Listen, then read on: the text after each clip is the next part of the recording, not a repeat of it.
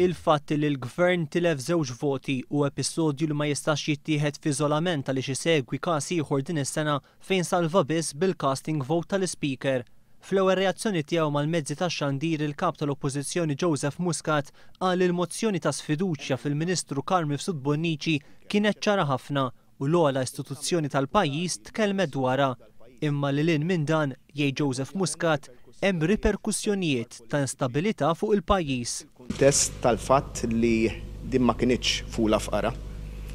Din hija kwistjoni fejn mit-tliet okkażjonijiet li fija ttieħdu voti din is-sena darba l-Gvern salva bil-casting vote tal-Speaker u llum tileb żewġ voti. Joseph Muscat fakkar kif jannar li għadda meta l-Gvern salva bil-casting vote tal-Speaker, il-Prim Ministru kien għadda lil pajjiż minn pantomima ta' tellieqa waħdu.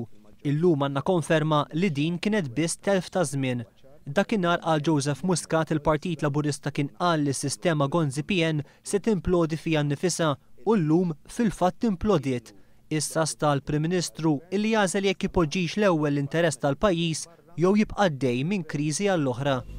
Prim Ministru nemmen li b'responsabilità għandu jaraf ir-responsabiltajiet u d-dmirijiet tiegħu f'dan il-mument sabiex ineħħi l-inċertezza u sabiex jara li ma jkomplix intilef il-ħin għal familji u negozji Maltin Wawċin.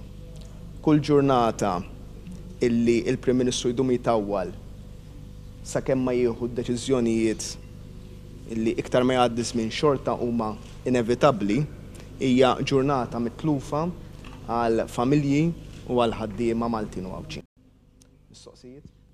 Il-kap tal-Oppożizzjoni qal li l-vot dwar il-mozzjoni tal-Ġustizzja u l-Intern wera kemm il-Grupp Parlamentari Laburista huwa maqut u l-poplu jista' jserraħ rasu li l-Partit Laburista jekk jingħata l-fiduċja se jkun gvern kompatt. Min-naħa l-oħra fl-aħħar jiem kienu deputati tal-Gvern stess li ddeskrivew dan il-vot bħala vot ta' fiduċja fil-Gvern. U llum ir-reperkussjonijiet ta' dan il-vot huma magħrufa. Li naħseb kull min josserva l-politika jaf x'inhuma, jaf xi jfissru u sempliċement kif jannaret li l-Prim Ministru għandu jieħu d-deċiżjonijiet li għandu jieħu għax inkella s-sitwazzjoni ħadd tmur għall-ar, illum il-Prim Ministru ġie fi kliemna, is-sitwazzjoni marret għall-ar għall-Gvern, problema qed jissofru l-familji u n-negozji u llum nerġa' nagħmel l-istess twissija. Jekk il-Prim Ministru mhux ħajjieħu the decent way out, is-sitwazzjoni ħaterġa' ssirlu saħansitra.